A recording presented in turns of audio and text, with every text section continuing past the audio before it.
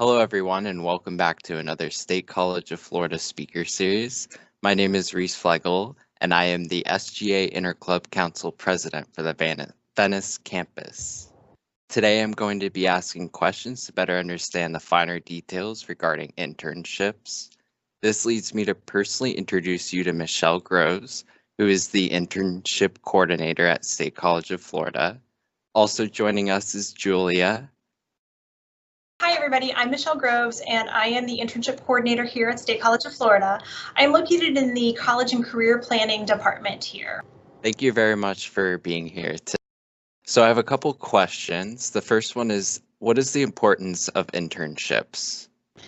So internships for a student provide just a wealth of value, but a little bit about State College of Florida. So one of the things that we're doing, we have a 5-year goal that every student will have the opportunity to participate in some form of experiential learning, and internships is part of that, as part of their academic journey here at State College of Florida. So within 5 years, all students should be participating, and that's because it has such a high value. It's considered a high impact practice, and so it allows students to gain experience in their field. And it also is a way to enhance their resume, which oftentimes as students go through schooling, they don't necessarily have times for jobs, but internships really are a way to develop those skills and those competencies that prepare them for the world of work. And then just a little tidbit, according to the National Association of Colleges and Employers, in their Job Outlook 2020, students with internship experience have an advantage over those who do not. So there's some statistical data out there that if students are completing internships, they do nudge out some of those other competitors when they have, the same GPA, the same degree, all of that same information. So internships really, overall are a great benefit to the students. Are you able to take internships for credit? Absolutely. So here at State College of Florida, we have a couple of different options. Many of our programs, our associate in science degrees and our baccalaureate degrees, they have internship requirements that are necessary for degree completion. For example, biotechnology, graphic design, paralegal, and our BAS in supervision and management has a capstone course that includes an internship component. So there are some ways where it's required, but then some of our other programs have internships as an option. So like accounting technology or some of our computer science degrees, those are options, but it's still a really great way for students to gain that experience in the field. And then also our associate in arts degree students can complete internships for elective credit. So that's another way, again, to gain experience, build that resume, and kind of enhance their skill set. There are some opportunities for students to not tie it to academic credit, which is still a great way to gain the experience. The student is going to be responsible for securing that opportunity. Here at SCF, we would not be in charge of overseeing that placement. That would be something that takes place externally. And that experience wouldn't be listed on your transcript as it would with a 4-credit internship. However, it still should go on your resume. Great work. I love it so far. Thanks.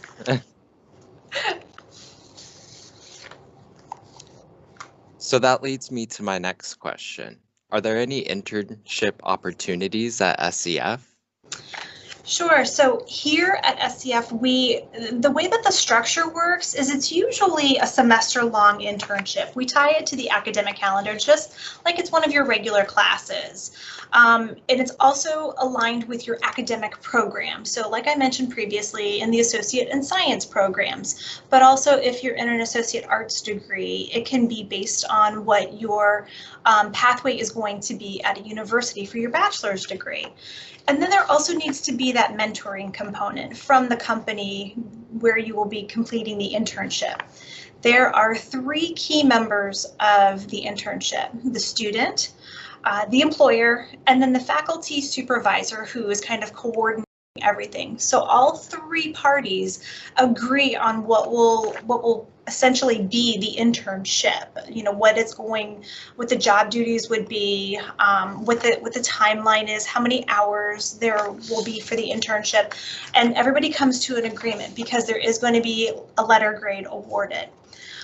There are some placement options. So thanks to COVID, there's been a lot more virtual opportunities. It does get a little challenging with that mentoring component, but it still is a great way to kind of interact with different employers and gain those skills. There are in-person placements as well, and really in-person versus virtual, it's going to just depend on the industry. So some of them you're going to have to be there in person, others there might be that virtual option. But if you are interested or even thinking about an internship, talk to your assigned advisor to see how an internship can align with your academic and your career goals. So I'm personally curious, are internships paid or unpaid? It depends. And I know that's not the answer everybody wants to hear. Best practices dictate that companies pay interns because the Department of Labor uses a primary beneficiary test to determine if the intern is actually an employee. So what that means, if the company is the primary beneficiary and they are not paying their interns, they could be liable, which is not a good thing. But sometimes when companies are not paying the interns, there's a lot more of that training or that mentoring component. So really the student is the one who's the primary beneficiary because they're really learning and gaining more so than the work output that the company is earning. So it really just depends. Nonprofits are exempt from this Department of Labor ruling, so that's something else to keep in mind because we have a lot of great nonprofits in our area where students can gain that experience. And then there's resources out there. So one of the community partners that we know about is Career Edge Funders. And so they actually offer reimbursement to employers who pay their interns. It's in specific fields.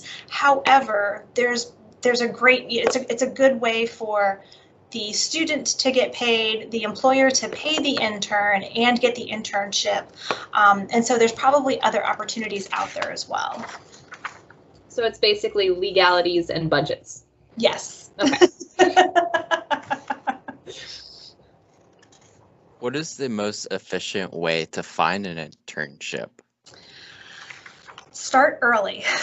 So for those students out there who are searching for summer internships, you should be looking now if you have not already secured your placement. One of our best resources is Handshake, and this is our free online job posting system. So employers reach out to us and want to hire our students or get our interns. And so they post on Handshake, which every student has a Handshake account, and they log in. You would log in with your MySCF login credentials. We tried to use a single sign-on and keep it easy for everybody. So if you go to Handshake and log in there, then you can search actually by internships. It's not just for, it's got part-time jobs, full-time jobs, but there are also those internship placements.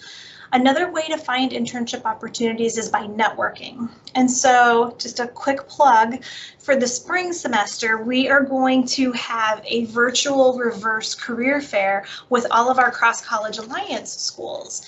And so this gives students the opportunity to showcase who they are to potential employers that may have those internship opportunities. We've done this in the past and it's worked out really well. And so there's a lot of companies in our local area that are looking for our talent. Another resource is faculty. If you're in a specific program or if you're in a class who has a faculty member that has depth of knowledge in that area, they are a great contact to find companies or individuals who may be great to secure an internship through. And then you can always contact me. So as internship coordinator, I actually have a number of partnerships with companies in our area. Just some of them, we have United Way for accounting internships on the taxes. We have Sarasota County, who we've developed a strong partnership with, that has a number of summer internship opportunities. And then we also have our Environmental Discovery Award internship program through the Cross College Alliance, and that's a paid internship opportunity in a number of primarily STEM areas, but there's also some arts areas as well. So there's lots of them out there. It's just a matter of finding one and getting everything submitted well in advance so that you can be the top applicant. So if I was going to apply for an internship, what is needed from me and what can I expect out of the experience? So to get started, at a bare minimum, you need to have your resume ready to go, because employers want to know about your educational accomplishments. They want to know about any experience you may have that may be applicable. They also want to know about your volunteer opportunities. So for those of you who are participating in any student clubs or organizations, that is definitely something that should be going on your resume to show your leadership skills. You might also need a cover letter, which is something that your advisor can help with in college and career planning. And then you may even have to go through an interview process, because oftentimes applying for an internship is very much like applying for a job, which is part of why it's a great experience. You have to go through that process from start to finish, just like you would for a job. And so we here in College and Career Planning also have mock interview preparation. So to help you with that and to kind of become more comfortable with how you answer questions and talk about yourself positively. And then finally, there may be some SCF paperwork involved. If you're doing it for credit, we do have the dreaded paperwork that needs to be completed and approved, and that is out there on our website. Resume reviews, everything's supposed to be sent to the advisor@scf.edu mailbox. So that's where it needs to go, and it gets kind of doled out. So resume review is all through advisor@scf.edu. Well, the resume review, cover letter review, signing up for a mock interview. So resume review, cover letter, and mock interviews all to advisor@scf.edu. I'll put that in the comments of this video too, so the students have a quick link. Okay. Thank you very much for that, Michelle. I was wondering if you had any final thoughts that you'd like to share with us today. So I talked about some of our great resources here in College and Career Planning, and I just wanted to give a shout out for the SCF Student Wellness Program. So getting your resume reviewed, doing your handshake profile, completing a mock interview, attending networking events, or completing the career coach assessment. Those are all things that are definitely important and going to help you with your career readiness and your employment preparation, but they will also earn you points for the SCF Student Wellness Program. So, and I guess my final note would be that if you are thinking about an internship, please talk with your assigned advisor. They can fit an experience into your academic and your career goals, and just reach out to College and Career Planning for assistance. Well, thank you very much for your time, Michelle. I appreciate all your input and your hard work you do for your community. I hope this presentation helped build a better understanding for what it means to participate in internships. I hope everyone has a wonderful holiday season, and we hope to see you all again next semester. Take care.